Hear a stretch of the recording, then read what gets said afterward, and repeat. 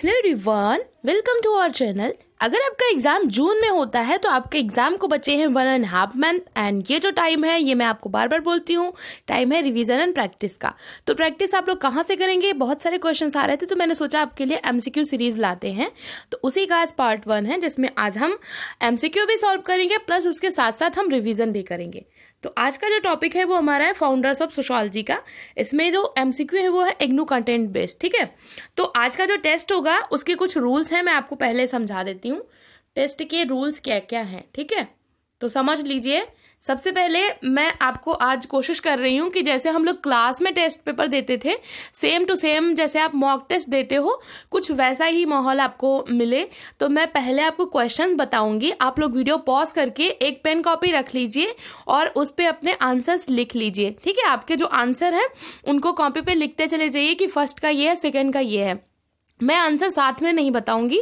Then फिर जब आपके सारे क्वेश्चंस हो जाएंगे फिर मैं आपको आंसर के साथ में उसको डिफाइन करूंगी। तो आंसर के साथ में डिफाइन करने से क्या होगा, पहले तो आपने क्वेश्चंस देखे, प्रैक्टिस हो गई, फिर जब मैं आंसर के साथ में आपका उसको डिफाइन करूंगी तो वहां पे आपका हो जाएगा प्रैक्टिस एंड रिवीजन। तो आपका प्रैक्टिस भी हो जाएगा, इसके साथ साथ रिवीजन भी हो जाएगा। तो PNR आपका दोनों चीजें चलती रहेंगी और ये दोनों ही आपके लिए बहुत इंपॉर्टेंट है अगर आपको एग्जाम क्रैक करना है ये जून वाला, ठीक है। तो इस रूल को फॉलो करिए, पेन कॉपी उठाइए और फिर क्वेश्चंस के आंसर लिखते जाइए। मैं आपको लास्ट में रिवीजन के साथ में बताऊंगी कि इनका राइट आंसर क्या है। तो चलिए शुरू करते हैं आज की वीडियो। हमारा पहला क्वेश्चन है, न केवल जीव वरन समाज भी सरल से जटिल के क्रम में विकसित होता है। ये कथन किसका है? ये किसने कहा कि जैसे हमारा शरीर है उसी प्रकार से समाज भी होता है और सरलता से जटिलता के क्रम में उसका भी विकास होता है। आपके ऑप्शन है उद्विकासवादियों का, प्रसारवादियों का, मार्क्सवादियों का या फिर अंतःक्रियावादियों का। किसका ये मानना था? अपना आंसर लिख लीजिए, क्वेश्चन एक बार फिर से देख लीजिए। ओके, चलिए नेक्स्ट क्वेश्चन पे चलते हैं। दूसरा क्वेश्चन है, सामाजिक समस्याओं का सर्वोत्तम हल यही है कि आर्थिक उत्पादन की व्यवस्था का पुनर्गठन किया जाए। उपरोक्त विचार किसका है? सामाजिक समस्याओं का सर्वोत्तम हल यही है कि आर्थिक उत्पादन की व्यवस्था का पुनर्गठन किया जाए। ये थॉट किसने दिया? ऑप्शन देख लीजिए, Comte, Saint Simon, Spencer and last में मॉन्टेस्क्यू थे, बट यहाँ पे भी 3 ही ऑप्शन शो कर रहे हैं। तो ये है आपके ऑप्शन। क्वेश्चन एक बार फिर से देख लीजिए। चलिए नेक्स्ट क्वेश्चन पे चलते हैं। नेक्स्ट क्वेश्चन है, समाजशास्त्र में मुख्यतः समाज के अस्तित्व की स्थैतिक दशाओं तथा मानवीय प्रगति एवं गतिशीलता का अध्ययन किया जाता है। ये किसने कहा? समाजशास्त्र जो है ये मुख्यतः मानवीय अस्तित्व की स्थैतिक दशा और मानवीय प्रगति और गतिशीलता का विज्ञान है। ये किसका मानना था? ऑप्शन है सेंट साइमन, कॉम्टे, स्पेंसर या फिर मार्क्स। क्वेश्चन एक बार फिर से देख लीजिए। चलिए आगे चलते हैं। नेक्स्ट क्वेश्चन है, अनिवार्य सहयोग तथा स्वैच्छिक सहयोग के आधार पर सैनिक तथा औद्योगिक समाज का विभाजन किसने किया?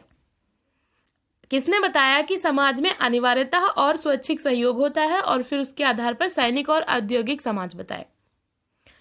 स्पेंसर, दुर्खीम, कॉम्ट या फिर मार्क्स। किसने बताया ये? नेक्स्ट क्वेश्चन, समाज व्यक्तियों के बीच बहुविध संबंधों का जाल है जो कि परस्पर अंतःक्रियाओं द्वारा जुड़े होते हैं। ये कथन है। समाज को व्यक्तियों के बीच बहुविध संबंधों द्वारा जुड़ा अंतःक्रियाओं का जाल, ये किसने बताया? सिमेल, कोजर, कॉलिंस या फिर मार्क्स। नेक्स्ट क्वेश्चन है, समाज का एक विशिष्ट विन्यास एवं स्वरूप जिसमें व्यक्ति अंतःक्रिया करते हैं, यह प्रक्रिया क्या कहलाती है? एक ऐसा प्रोसेस जिसमें व्यक्तियों का एक विशिष्ट विन्यास होता है, एक स्वरूप होता है, उसमें इंटरेक्शंस होते हैं, इसको क्या कहते हैं? Sociation, socialisation, anticipatory socialisation, social stratification. Next question है, सामाजिक क्रियाओं के तत्व सहयोग और संघर्ष, अधीनता और प्रभुता का वर्णन करते हैं। सामाजिक क्रियाओं में सहयोग और संघर्ष, अधीनता और प्रभुता, इनका वर्णन कौन करता है? Simmel, Ross, MacIver and Page, Coser. Simmel, Ross, MacIver and Page, इनमें से कौन है? नेक्स्ट क्वेश्चन है, मानव की मानसिक स्थिति भावनाओं और अवचेतन मनोभाव से उत्पन्न होने वाली क्रियाएं कहलाती हैं। जो मानव की मानसिक स्थिति है, भावनाएं हैं और अवचेतन मनोभावों से उत्पन्न होने वाली क्रियाएं हैं, इनको क्या कहते हैं? व्यवहारिक क्रिया, तार्किक क्रिया, मानसिक क्रिया या फिर अतार्किक क्रिया? व्यवहारिक क्रिया, तार्किक क्रिया, मानसिक क्रिया या अतार्किक क्रिया? क्वेश्चन एक बार फिर से देख लीजिए। नेक्स्ट क्वेश्चन है, सामाजिक प्रतिस्पर्धा का दुष्चक्र जिसमें प्रत्येक व्यक्ति अपने पड़ोसी मित्रों, अन्य परिचितों से अच्छा दिखने के लिए अधिक उपभोग करते हैं। सामाजिक प्रतिस्पर्धा का ऐसा दुष्चक्र जिसमें प्रत्येक व्यक्ति अपने पड़ोसी, मित्र, अन्य परिचितों से अच्छा दिखने के लिए अधिक उपभोग करते हैं, इसको क्या बोलेंगे? प्रदर्शनकारी उपभोग, प्रतिस्पर्धात्मक उपभोग, सामाजिक उपभोग या फिर सहभागी उपभोग? क्वेश्चन एक बार फिर से देख लीजिए। नेक्स्ट है, सामाजिक परिवर्तन के पीछे प्रौद्योगिकीय कारकों का हाथ होता है, ये किसका मानना था? परेटो, सिमेल, वेबलिन या फिर कोजर? किसका मानना था सामाजिक परिवर्तन के पीछे प्रौद्योगिकीय कारकों का हाथ होता है? नेक्स्ट क्वेश्चन है, किसका मानना था कि ग्रामीण भारत को समझने के लिए आर्थिक व्यवस्था जिसमें कि विनिमय और लेन देन को सामाजिक प्रतिमानों यानी मूल्यों के संदर्भ में समझना होगा? डीपी मुखर्जी, राधा कमल मुखर्जी, रामकृष्ण मुखर्जी या फिर जीएस घुरिया? किसका मानना था? क्वेश्चन एक बार फिर से देख लीजिए। नेक्स्ट क्वेश्चन है, सामाजिक पारिस्थितिकीय विज्ञान एक मिश्रित विज्ञान है जिसमें सामाजिक, जैविक, राजनैतिक, आर्थिक पक्ष सम्मिलित होते हैं। सामाजिक पारिस्थितिकीय विज्ञान यानी सोशल इकोलॉजी में इसको मिश्रित विज्ञान बताया और इसमें सामाजिक, जैविक, राजनैतिक, आर्थिक पक्षों को किसने सम्मिलित किया? राधा कमल मुखर्जी, रामचंद्र गुहा, मुरे बुकचिन या फिर इरावती कर्वे?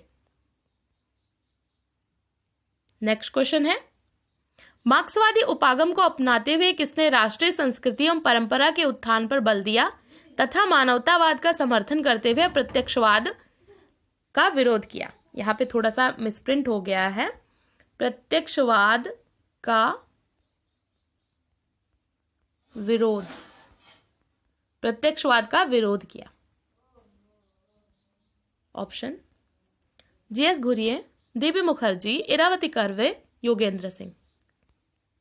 प्रत्यक्षवाद का विरोध किया था, मानवतावाद का समर्थन किया था। नेक्स्ट क्वेश्चन है, जनजातियों के पिछड़ेपन का कारण है कि हिंदू समाज से पूर्णता एकीकृत न होना, ये किसने माना? LP Vidyarthi, GS Ghurye, Verrier Elwin, Dumont. Next question है, भारत में शहरीकरण औद्योगिकरण का परिणाम नहीं बल्कि बाजार की आवश्यकता ने शहरों को जन्म दिया, ये किसने माना? GS Ghurye, Yogendra Singh, MN Srinivas, उत्सा पट्टायक। किसने माना? ओके, तो ये थे आज के क्वेश्चंस। अब चलिए इनका विथ एक्सप्लेनेशन मैं आपको समझाती हूँ किसका क्या आंसर होगा, ठीक है। तो पहला क्वेश्चन था, न केवल जीव वर्ण समाज भी सरल से जटिल के क्रम में विकसित होता है, ये किसने बताया? तो ये बताया था आपके स्पेंसर ने, और स्पेंसर थे उद्विकासवादी। उद्विकासवादियों का मानना था कि जिस तरीके से हमारा शरीर होता है उसी प्रकार से समाज भी होता है। जैसे शरीर, हमारा जो बॉडी होती है वो छोटे पर बहुत ही सरल होता है, फिर उसमें जटिलताएं आती जाती है, वैसे ही सरल से जटिल समाज होता है, ये उद्विकासवादियों का मानना था। सेकेंड क्वेश्चन था, सामाजिक समस्याओं का सर्वोत्तम हल यही है कि आर्थिक उत्पादन की व्यवस्था का पुनर्गठन किया जाए, ये किसका मानना है? तो इसका राइट आंसर है second option, Saint Simon. Saint Simon ने कहा था कि आर्थिक व्यवस्था का पुनर्गठन करके ही सामाजिक समस्याओं का सर्वोत्तम हल निकाला जा सकता है, ये चीज चाहते थे, ठीक है। नेक्स्ट क्वेश्चन है, समाजशास्त्र में मुख्यतः समाज के अस्तित्व की स्थैतिक दशाओं तथा मानवीय प्रगति एवं गतिशीलता का अध्ययन किया जाता है। तो समाज के अस्तित्व की स्थैतिकी और गतिकी, स्थैतिकी और गतिकी, ये दो चीजें बताई थी समाजशास्त्र में कॉम्टे ने समाजशास्त्र को स्थैतिकी और गतिकी का विज्ञान माना है, जिसमें समाज की स्थैतिकी और मानवीय प्रगति यानी कि गतिशीलता का अध्ययन किया जाता है। फोर्थ था अनिवार्य सहयोग और स्वैच्छिक सहयोग के आधार पर सैनिक और औद्योगिक समाज। तो ये बताया था आपके स्पेंसर ने कहा था 2 टाइप की सोसाइटी होती हैं, एक सैन्य और एक औद्योगिक। सैनिक समाज में सहयोग अनिवार्यता होता ही होता है, लोग सहयोग करते ही हैं, लेकिन औद्योगिक समाज में सहयोग स्वैच्छिक होता है। ठीक है, तो ये था स्पेंसर का। समाज व्यक्तियों के बीच बहुविध संबंधों का जाल है जो कि परस्पर अंतःक्रियाओं द्वारा जुड़े होते हैं। तो समाज को विभिन्न व्यक्तियों के बीच अंतःक्रियाओं से बंधा हुआ माना है सिमिल ने कहा था कि समाज कुछ और नहीं है बल्कि व्यक्तियों से ही मिलकर के बना है, उनकी अंतःक्रियाओं से ही मिलकर के बना है। समाज का खुद का कोई अस्तित्व तो नहीं है, व्यक्तियों के इंटरेक्शन से मिलकर के, उनके संबंधों से मिलकर के बनता है। ये सिमिल ने बताया था, मैंने सिमिल वाली वीडियो में इसको समझाया भी है। समाज का एक विशिष्ट विन्यास एवं स्वरूप जिसमें व्यक्ति अंतःक्रिया करते हैं, इस प्रोसेस को कहते हैं सोशिएशन क्या होती है? जब व्यक्ति इंटरेक्शन करते हैं तो उसका एक स्वरूप बन जाता है, एक विशिष्ट विन्यास बन जाता है, विशिष्ट क्रम में सारी चीजें क्रमबद्ध तरीके से स्थापित हो जाती हैं, उसको बोलते हैं सोशिएशन। ये सोशिएशन प्रक्रिया मैंने समझाई है सिमिल वाली वीडियो में।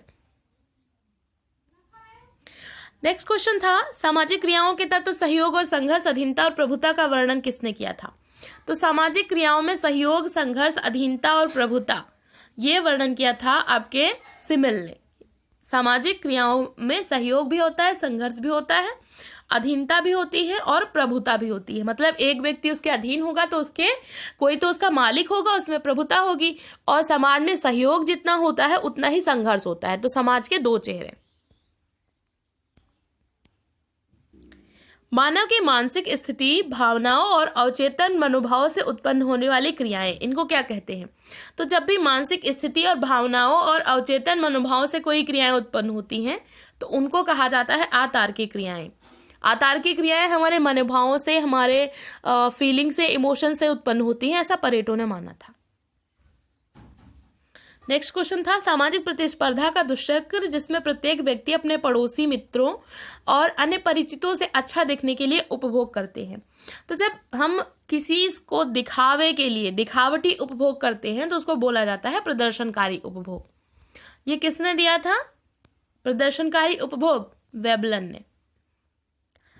सामाजिक परिवर्तन के पीछे प्रौद्योगिकीय कारकों का हाथ होता है।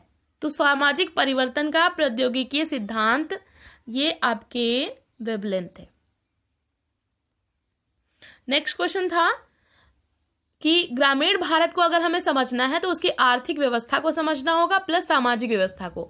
तो आर्थिक और सामाजिक व्यवस्था को एक साथ जोड़ा था आपकी राधा कमल मुखर्जी ने। राधा कमल मुखर्जी ने कहा था कि ग्रामीण भारत को समझने के लिए हमें पहले उसका विनिमय व्यवस्था को समझना पड़ेगा, किस तरीके से आपस में लोग लेन देन करते हैं, और उस लेन देन के पीछे जो सामाजिक मूल्य है, क्या क्या मूल्य होते हैं, कौन कौन से प्रतिमान निहित होते हैं, उनका अध्ययन करना होगा। तो ये बताया था आपके राधा कमल मुखर्जी ने। नेक्स्ट क्वेश्चन था सामाजिक पारिस्थितिकी, सोशल इकोलॉजी को एक मिश्रित विज्ञान जिसमें सामाजिक, जैविक, राजनीतिक सारे पक्ष आ जाए। तो एक महाविज्ञान बनाना चाहते थे और एक सोशल इकोलॉजी विज्ञान बनाना चाहते थे आपके राधा कमल मुखर्जी, और इसमें सामाजिक, जैविक, राजनीतिक, आर्थिक सारे पक्ष आ जाते। मार्क्सवादी उपागम में राष्ट्रीय संस्कृति और परंपरा के उत्थान पर किसने बल दिया था? तो हमारे समाज को समझने के लिए, यानी भारतीय समाज को समझने के लिए इसकी संस्कृति और परंपरा को समझना होगा, ये कहा था आपके डीपी मुखर्जी ने। और इसमें इन्होंने कहा था कि प्रत्यक्षवाद जो है, प्रत्यक्षवाद में मानवतावाद का खंडन होता है। मतलब प्रत्यक्षवाद में बस क्या माना जाता है कि जो दिखाई दे रहा है वही चीज है, बस वैज्ञानिक, उसमें मनुष्य की भलाई से रिलेटेड कोई चीजें की ही नहीं जाती। तो मानवतावाद का एक तरीके से खंडन होता है उसमें। तो इसीलिए इन्होंने प्रत्यक्षवाद का विरोध किया था। तो इन्होंने भारतीय संस्कृति और भारतीय परंपरा को समझने पर बल दिया, प्लस मानवतावाद का प्रतिपादन किया और प्रत्यक्षवाद का विरोध किया, डीपी मुखर्जी। जनजातियों के पिछड़ेपन का रीजन हिंदू समाज से पृथककरण था। तो जनजातियों को पिछड़े हिंदू कहा था और जीएस घुरिये ने बताया कि ये पिछड़े हिंदू क्यों हैं, क्योंकि वो हिंदू समाज से बिल्कुल कटे हुए हैं, उनको हिंदू समाज से बिल्कुल अलग कर दिया गया है। ये जीएस घुरिये ने बताया था। लास्ट क्वेश्चन था कि भारत में जो शहरीकरण है ये औद्योगिकरण की वजह से नहीं हुआ है, बल्कि बाजार की आवश्यकता ने शहरों को जन्म दिया है। मतलब कि हमारी आवश्यकताएं हैं उन्हीं की वजह से हमारा जो शहरीकरण है वो हुआ है। तो शहरों का विकास क्यों हुआ? क्योंकि बाजार की आवश्यकता थी। घुरिये ने बताया कि जो हमारे गांव थे वहां पे जब आपकी हरित क्रांति वगैरह आया तो हरित क्रांति के परिणाम स्वरूप फसलों का बहुत अधिक उत्पादन होने लगा, और जब बहुत अधिक उत्पादन हुआ तो फिर उसको बेचने के लिए, उसको विपणन के लिए हमें बाजार चाहिए थे। और छोटे छोटे लघु उद्योग और जो कुटीर उद्योग थे तो उनके विपणन के लिए भी हमें बाजार चाहिए थे। तो उन आवश्यकताओं को पूरा करने के लिए क्या हुआ? शहरीकरण हुआ। तो इन्होंने ग्राम्य नगर, जो सातत्य इनकी अवधारणा है, ग्राम्य नगर, रूरल अर्बन कंटिन्यूटी, जो इनका ग्राम्य नगर सातत्य की अवधारणा है, वहां पे इन्होंने कहा था कि भारत में शहरीकरण औद्योगिकरण की वजह से नहीं आया, बल्कि बाजार की आवश्यकता ने शहरों को जन्म दिया। तो ये थे आज के क्वेश्चन। आई होप आपको क्वेश्चंस अच्छे लगे होंगे। क्वेश्चंस अच्छे लगे हैं तो वीडियो को लाइक कर दीजिए। लाइक करने के साथ साथ इसको शेयर कर दीजिए, क्योंकि बहुत इंपॉर्टेंट वीडियो है, काफी सारे लोगों को इससे हेल्प मिल सकती है। एंड चैनल पे न्यू है तो सब्सक्राइब कर लीजिए ताकि आपको ऐसी वीडियोस आगे भी मिलती रहे। ऐसे ही पढ़ते रहिए एंड अपने जेआरएफ की तरफ आगे बढ़ते रहिए। वीडियो देखने के लिए थैंक यू सो मच।